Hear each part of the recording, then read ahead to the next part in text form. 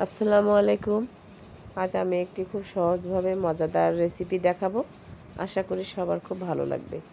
এটা আমি রুই মাছ লবণ হলুদ মরিচের গুঁড়া আদা বাটা দিয়ে সুন্দর করে মেখে নিয়ে তেলে ভেজে নিয়েছি। দেখতে পাচ্ছেন খুব সুন্দর করে লাল লাল করে, বেশিও না কমও না, সেরকম তেল দিয়ে ভেজে নেব লাল লাল করে। যেহেতু রান্না করব অতিরিক্ত ভাজার দরকার নেই। ভেজে নিয়ে অন্যদিকে আবার আমি একদিকেই দেখতে পাচ্ছেন কচুর বই আলু দিয়েছি কয়েকটা মাত্র, কারণ ছেলে আমার বাচ্চারা আলু খুব পছন্দ করে খেতে। এখানে আমি কয়েকটা আলু দিয়ে আগেই কষে নিয়েছি। এদিকে আমার মাছটা দেখেন ভাজা হয়ে গিয়েছে।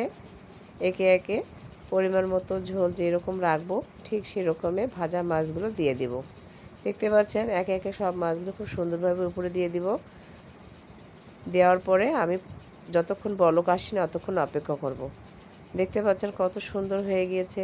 আর আমার ভিডিওটা যদি আপনাদের ভালো লেগে থাকে অবশ্যই লাইক কমেন্ট শেয়ার করবেন। অবশ্যই ভালো লাগবে, সবার ভালো লেগেছে। এভাবে একদিন বাসায় তৈরি করবেন, দেখবেন পরিবারের সবাই মজা করে আপনার তরকারিটি খেয়ে প্রশংসায় পঞ্চমুখ করে দিবে। ভালো থাকবেন সবাই, সুস্থ থাকবেন। আর আমার ভিডিও দেখে কমেন্ট শেয়ার করবেন। সবাইকে সুস্থ কামনা করে আমি এখানে শেষ করছি। আল্লাহ হাফেজ।